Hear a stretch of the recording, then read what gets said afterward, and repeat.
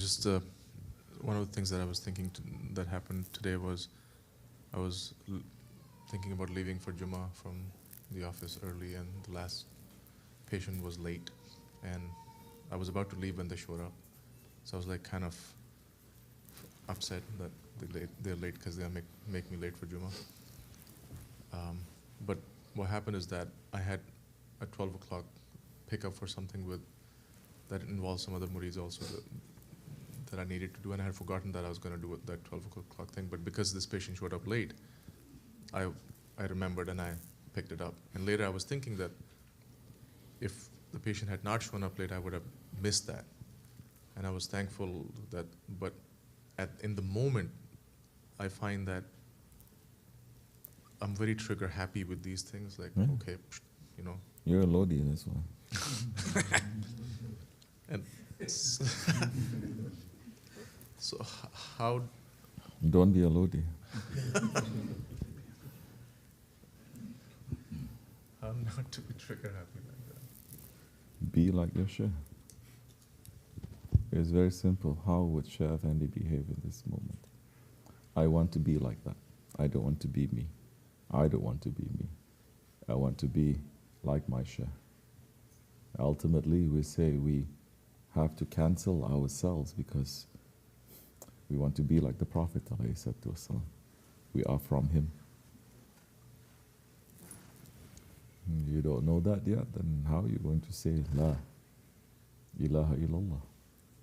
At least you must know, well, this is an ilah. This is me, this is I. How would Shaykh Effendi behave? I study him. I know you study us, and then I try to mimic as much as I can. You know, it's not so easy because, as everybody's doing it, but because the path of acquiring manners is the most difficult path. The path, you think the path of ilm is difficult? No, it's not. You put in the hours, you put in the work, it's kind of a guarantee. It's very mathematical. Yes? 1 + 1 = 2. You cannot have those principles when you are trying to acquire manners.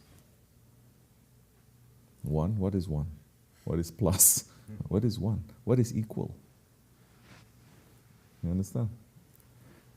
What does that mean? That the path of manners is reliant on so many things. What is happening right now is the result of so many things that has happened in the past. So many things that's happening right now in the present that will also open up to things that's going to happen in the future. I hope I'm not trying to sound like a philosopher. I'm trying to articulate, use words for a feeling that I have. And it is true because, just like kids, if you see 2 kids fighting, you think it's because this one does something to this one right now, but it's not. Maybe something happened yesterday, 5 minutes ago. It's baggage, it's history, correct? It always is. And how they are going to be will show and will inform, it will form the future. If you are making them more to fight, they will grow up to be like that, and it's going to be more difficult for them. If you are teaching them how to understand, how to talk, how to argue, how to fight, how to lose, how to win, then they are going to be more layered as people with more experience, with more knowledge. Correct? This is what I'm saying. You understand? So, when you see, and this is kids, and you see how layered it is. Huh? What about adults? People so easy to say, to judge. This one is like this. But do you know the backstory? Do you know what happened? Do you know this? Have you considered all of that? You don't. Because you're an idiot. You refuse to. What about a friend of Allah? When they do something, you think so easy you're going to just judge. So,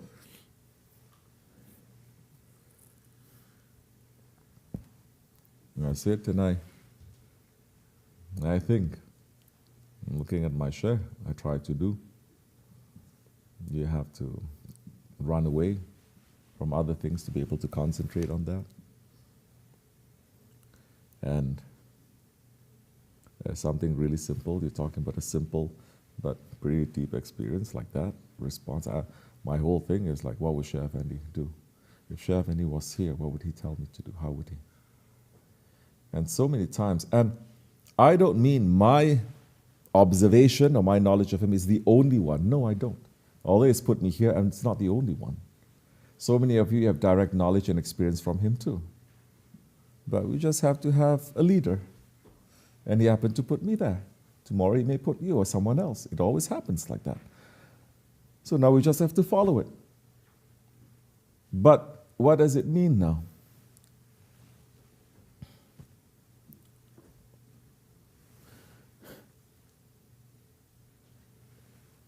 I have to ask, if Chef Andy is here, what would he do? If he's here, what would he tell me to do? If he is in a situation like that, similar in the situation that I'm going through, what had he done? And what will he do? And in my own observation, which is not, I'm not saying it's perfect, so many times he just observes. And then he acts upon the observation. Meaning, look, your patient came late. You had a goal, you had an intention. It didn't get fulfilled because something put a block there. Now, instead of the feeling, which you felt, and if you felt that way or you don't feel that way, it's not going to change nothing. But if you feel it, it is, if you feel angry, right, that it will actually waste your batteries. You understand? Because there's nothing that can be done. But if you don't become angry, when you're put in a tight situation and you don't become angry, you always gain new knowledge. You always gain wisdom. You don't gain wisdom by being angry. Although at that time it's so clear, so right, but it is always wrong. Always, because you're angry.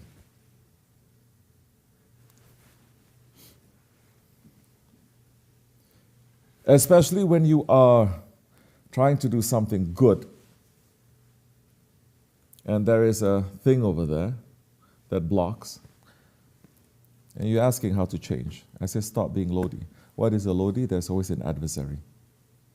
The adversary, the enemy, is not you. The enemy is outside. First, the enemy is you. That is how you move a little bit to the from the nafs amara, move a little bit to the nafs that blames himself.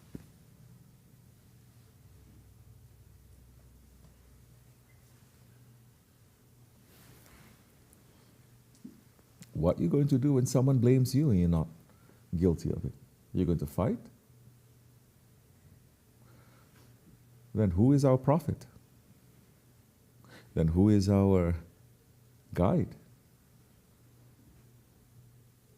Our Shaykh went through decades and people are slandering him. Day and night, people are still slandering him. And he just sits and he smiles. You want to talk about Melamat? You know? He is. To me, he is. He's doing something. He's not making a big show about it. He's not making any show. And people don't see the good that he's doing, but they see the evil that he's doing. And he doesn't stand to correct them. And he's allowing it. There's another wisdom that is there. There's another wisdom. Because one of the greatest saints, they said, they're cursing me, Ya Rabbi. But because they're cursing me and using my word, because I'm in love with you, it is a blessing to them. The more they curse me, the more they're blessing themselves. So you look at that, you don't look at yourself to blame. To say, maybe I did something wrong. That's why I can't go to Juma on time. You don't look at that. Why not? And I don't mean that is the reason. I mean to observe. Then there is certain checklist maybe. I want to do that. I can't. I deserve this. But that is already submitting, which you don't have too many times. You say, why am I not doing this? You ask, you see? You don't submit. If somebody say, I must have done something wrong. That's why I can't go to Juma early. And if you say something like that, are you wrong? Are you lying to yourself? Are you? No, you're not.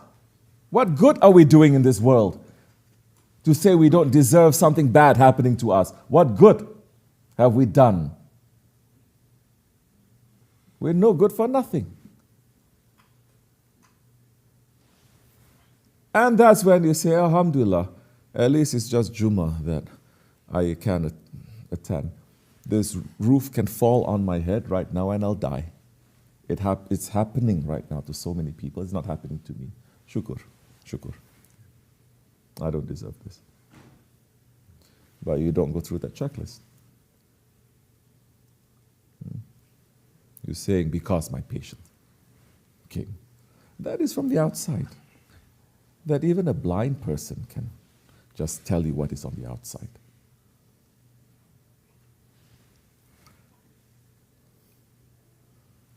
But you sit and watch. There is one checklist. There's many, many boxes that you have to check. Huh?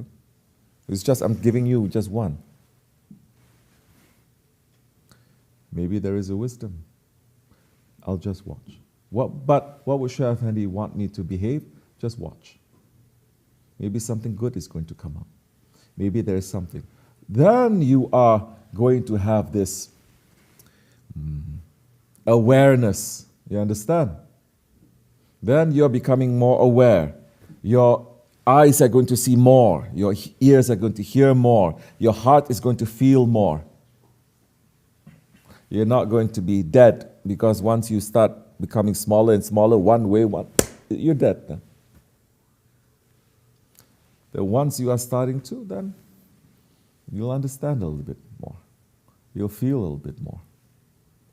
And don't think because you are able to understand more, things are going to get easier.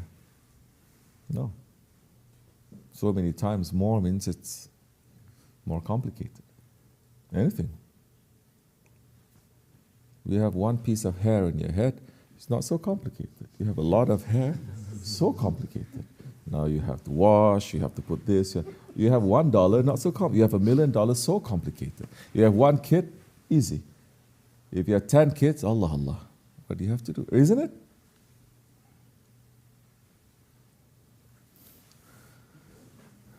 So, this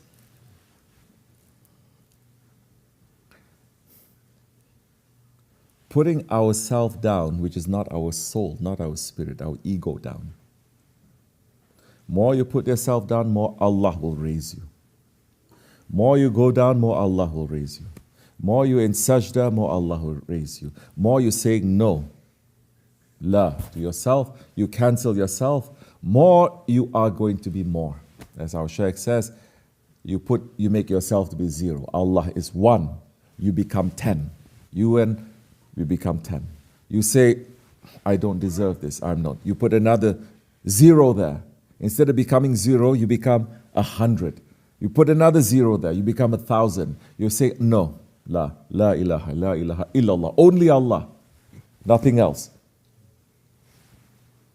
Then that time, yes, you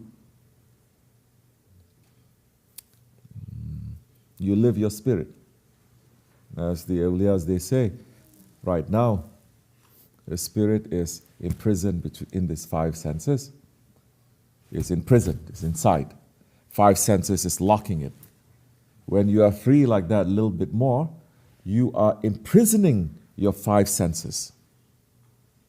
And your spirit becomes the body. That's the time you can do many things.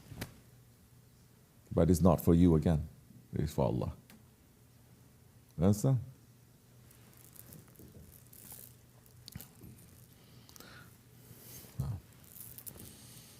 Any other questions?